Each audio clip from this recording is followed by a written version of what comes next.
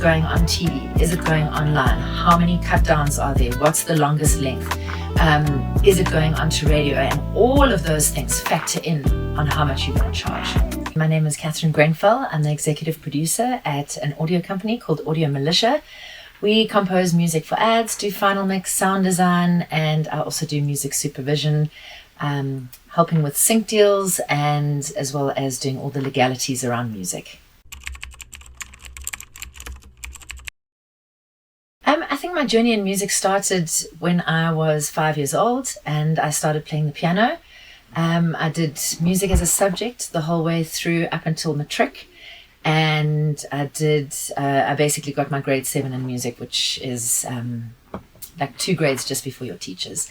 And so it definitely started there. And when I was in high school, I started watching bands, going to all different places to watch bands, and just completely fell in love with the South African music scene. I then decided to go and study at Pretoria Tech. And there I did, well, it's now Tshwane University of Technology. And I was studying a course there, and I specialized in lighting and sound. And so I think that it's basically cemented the career that I was going to do. And then I was very lucky, and a friend of mine put me forward to work as a producer on the Mark Gilman show at that stage on 5FM. I'm trying to remember, I think it might have still been called Radio 5. And it was in 2001. And I started working there. It blew my mind. Radio is an incredible medium. And then they wanted a girl on the show, and they interviewed a few people, and then they decided to choose me. And it was nothing that I had ever thought I would do. I was really lucky. So I carried on producing the show, and then I started doing the traffic on the show. And it was incredible. And I really had the most amazing opportunities. And they all knew that I loved music, specifically South African music. And so they gave me a show called Live to the Power of 5.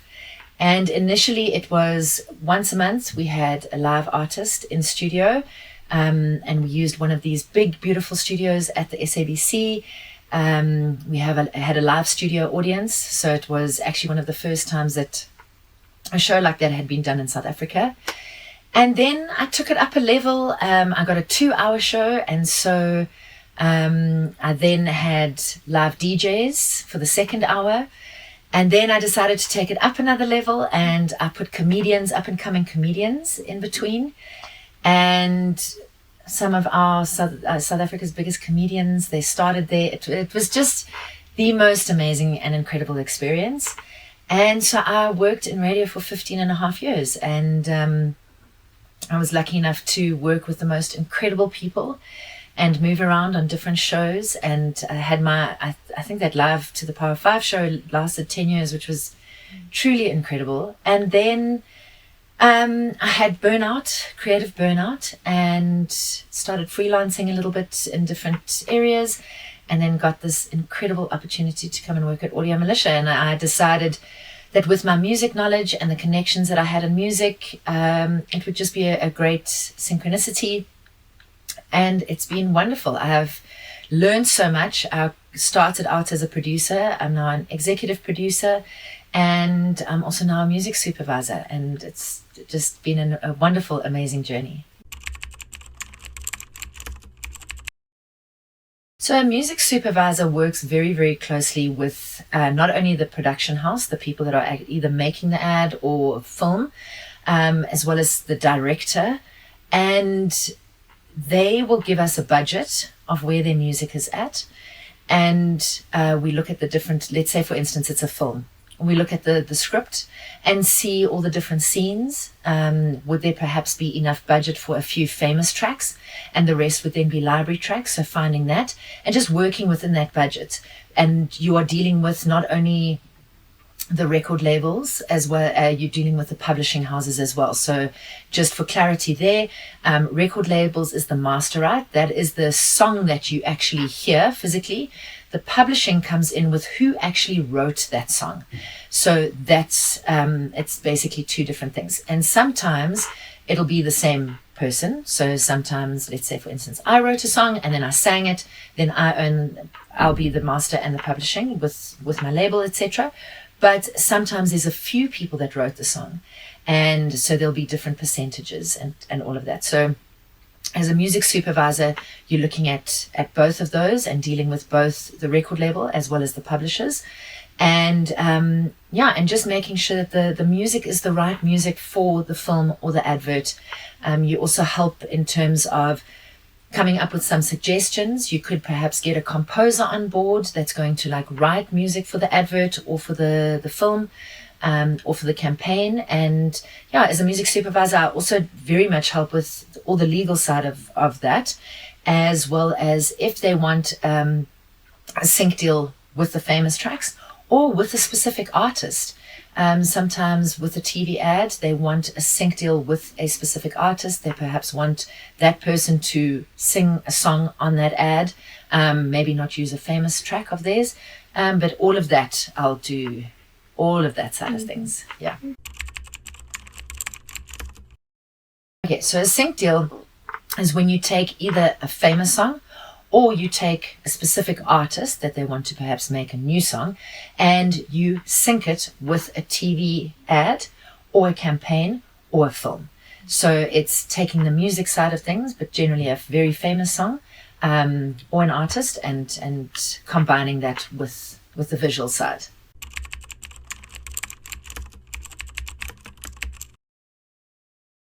So I'm very lucky that I work at an audio studio.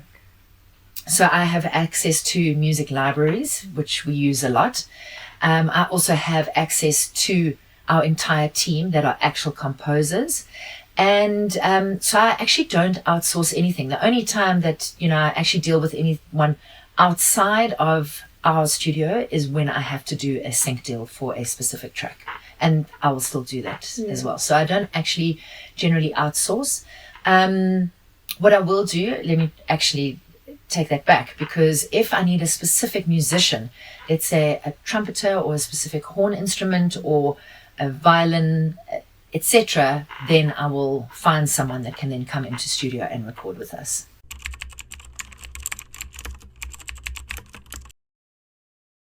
So it completely depends. And I think that what we need to establish is that we will have TV ads and campaigns, which is very like short pieces of music. And then we've got films where it's generally like longer pieces. I have always found that sync deals will generally land up with an old song. It's something that people recognize. It's something that people feel a nostalgia to, or it is a song that has the exact lyrics perhaps that they're looking for, or the exact like feeling that they want to convey in that scene. So that's where sync comes in. And I think what people need to remember is that they are going to look for a famous track. That's the bottom line, or perhaps a track that is like trended, etc. We've often had sync deals with famous tracks that have just come out, and people like it blows their mind. And what we often see is that there'll be a trend in music. In terms of, obviously, Amapiano was huge. I mean, it still is, but we had a huge trend in finding Amapiano tracks or composing Amapiano tracks for TV commercials over the last few years. And now things are sort of moving into Afrobeat and more for the whole African continent. We'll have a lot of requests for that. So it's also looking at different artists from different regions. And so I would definitely suggest that that's where people look at. That's what a sync deal is when it is generally a famous track or a very old track. A lot of the times there will be library music searches, and this is when, and we've also got our own personal music library, that it's not necessarily someone famous that they need in that track. They just need some form of music that's going to match that scene or the feeling. And that's where there's a very big price difference as well. Yeah.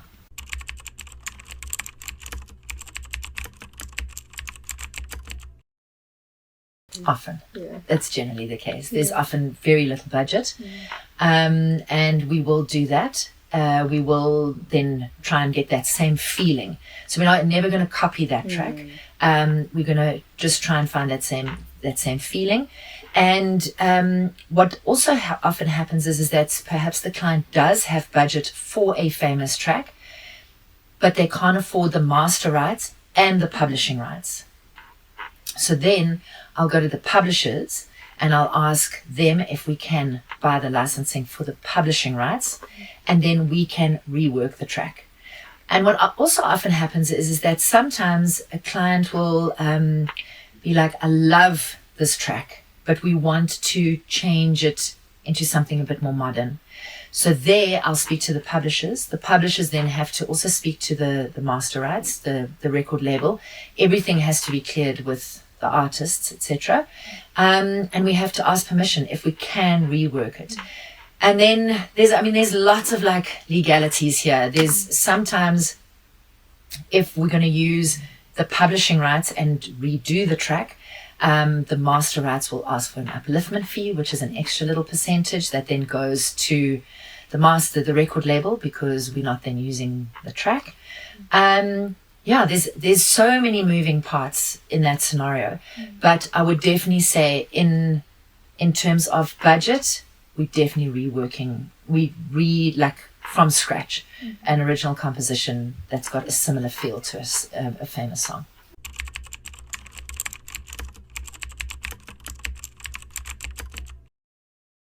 That's where it goes back to that nostalgia, that someone is like, oh my God, we would love to put like an old school TKZ track on. Absolutely. That's really a massive thing. And sync deals, it's about, and that is the word I'm going to use. It is about that nostalgia, that people like know that song and they'll be able to sing along to that song because they're already like, there's lots of memories and feelings around it. So a lot of the newer tracks will be used because a brand wants to be current and cool, and that's where that'll happen.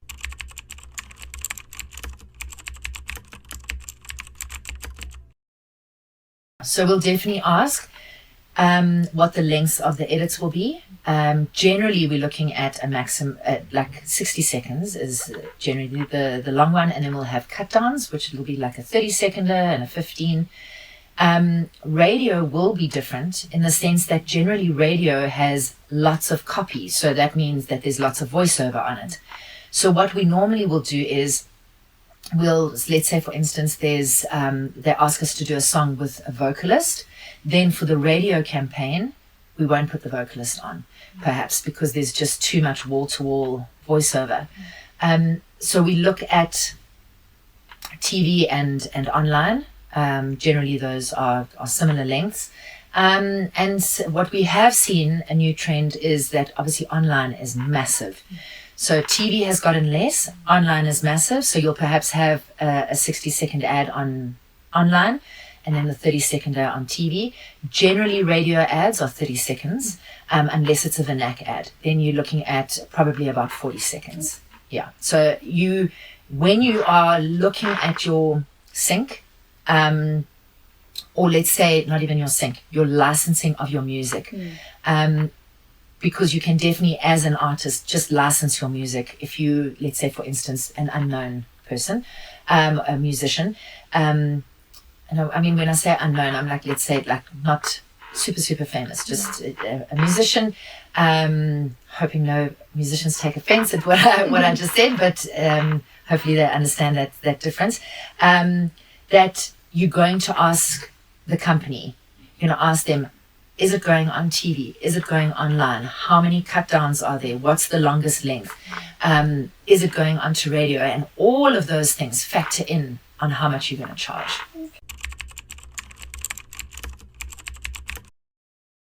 So if you hold, as a musician, your master rights and publishing, then you will get 100%.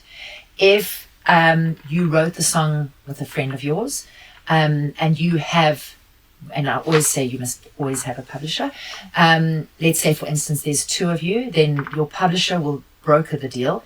They'll get a percentage, and then you as artists, musicians, will get a percentage.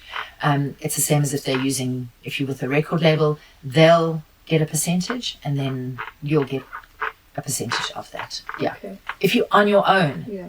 if you're just doing this on your own completely, then you get 100%. Okay.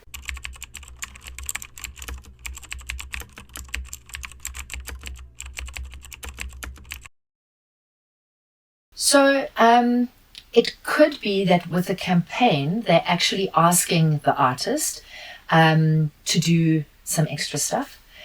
So let's say, for instance, they go and they say, Questa, we want to use your track, but we want you to be a part of this campaign.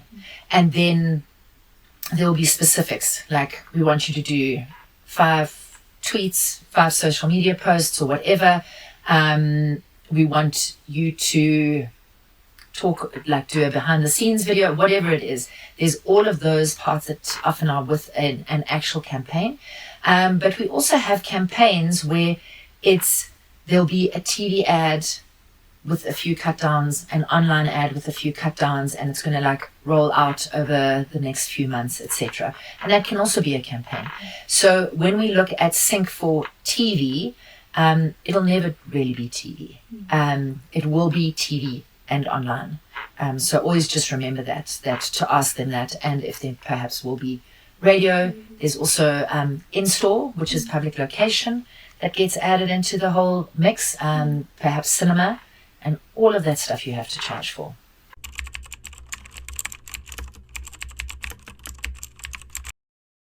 So a brand will have a marketing budget for a specific campaign or an ad, and they will then allocate money for music. And I can honestly say that generally music is the last thing that they think of. And so sometimes the budgets are very, very small. And sometimes the budgets are amazing. Sometimes from the beginning of them coming up with the concept for the TV campaign or for their brand campaign, they've thought about the fact that they want to involve a musician, or they want to involve an actual very famous track. And then they'll put budget aside for that. When it comes to films, what will often happen is that music libraries, as well as master rights and record labels, will ask you what was the entire budget for the film. Okay, so let's say you made a film for 1 million rand, then they will look at that they want a specific percentage of that 1 million rand that you can then put aside for music. So at 100% completely depends on the budget. If a client or a brand wants a track, they'll find that budget. They really will.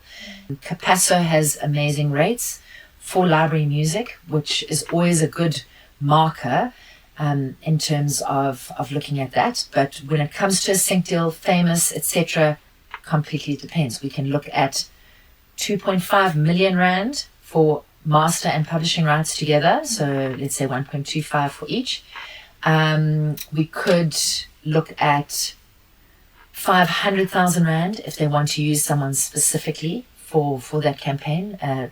I did a campaign with Zulani from Freshly Ground. It's definitely a sync deal because we know what her voice sounds like. It's not just some singer that's just going to sing a song on an advert. You hear her voice, you know exactly who she is. Same with Moonchild. Did a campaign with her, and then I'll broker the deal with what they have in terms of their budget and what the artists want out from the whole thing.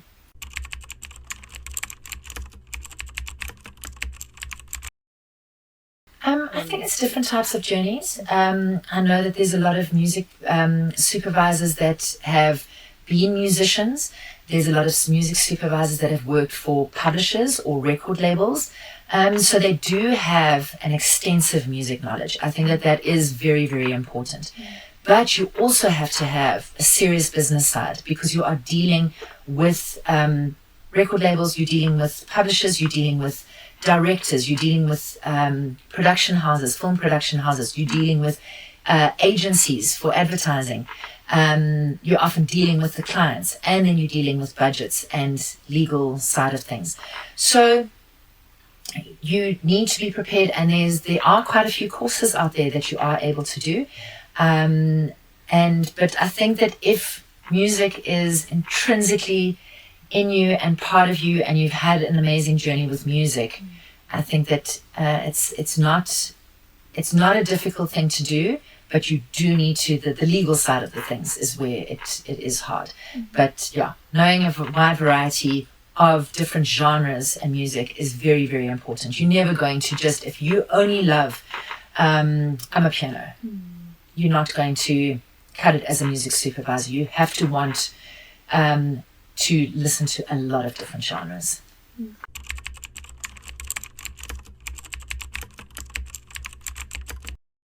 So I had to learn a lot. I'd never worked in advertising. I didn't know much about TV. I obviously knew about radio. So I had to learn a lot. There were certain things that people would say to me, and then I was sitting with my phone Googling, what is an OMF? And like all of these different audio things. So I had to learn a lot. And then I had to, as much as when I was at radio, I think my relationships with record labels and publishers gave me an in being a music supervisor, because I already had a relationship with them, because they wanted their artists on radio. So they're obviously going to be friendly and nice to me. So, and now they want me to get their money. So they're going to be nice to me. But those relationships have been really amazing. But I had to learn all the legal side of everything and how that works, and that it's not, perhaps if the track is overseas, we're not just dealing with South Africa. I'm dealing with the South African person, with the publishing house or the record label, but they still then dealing with international, etc. So I had to learn all of that side of things. So it's been a journey, but it's also been incredible, because as I said earlier, I had creative burnout. And so to learn something new and be in a new creative space was absolutely amazing. So I've loved it, and I've loved learning and using my brain at the age. I mean, I started here when I was 40. So it was like a new lease on life, to learn a whole new career. Yeah.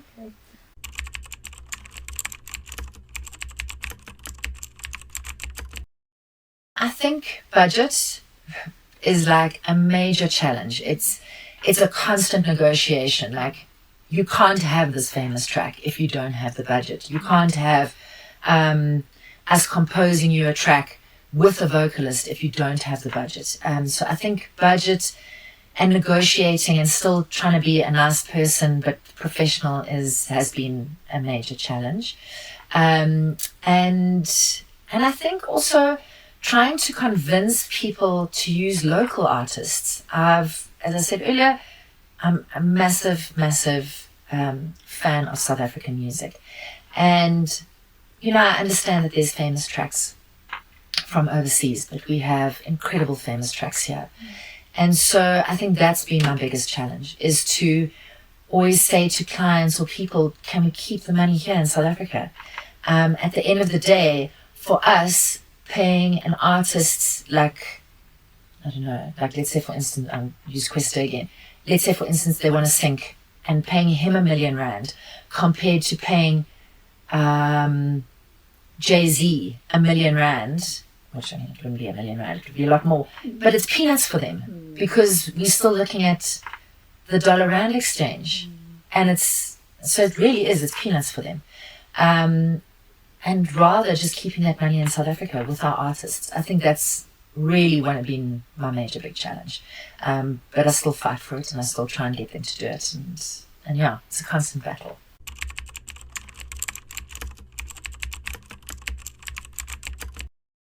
Be creative. Be absolutely creative. I think it's so important. It's so important to be true to yourself. It's so important to grow that. I think it's also very, very important, unfortunately, to be a realist in this space that we live. That perhaps sometimes you aren't going to survive on your imaginary friends and that creativity, and just really trying to see that being healthy as a human being and being able to eat, etc., is also very important. So I often say to people that, you know, you need to have a couple of side hustles perhaps, where you're actually making some cash so you can still keep your imaginary friends. But yeah, I think it is so important. I think that and I just want to say that, like, South Africa, in terms of creativity and musicians and artists, is mind-blowing. We are like probably one of the luckiest places in the whole world, where we have this history and just all of these different cultures in one tiny space, and it's magnificent. And so keeping that alive is where we need to be.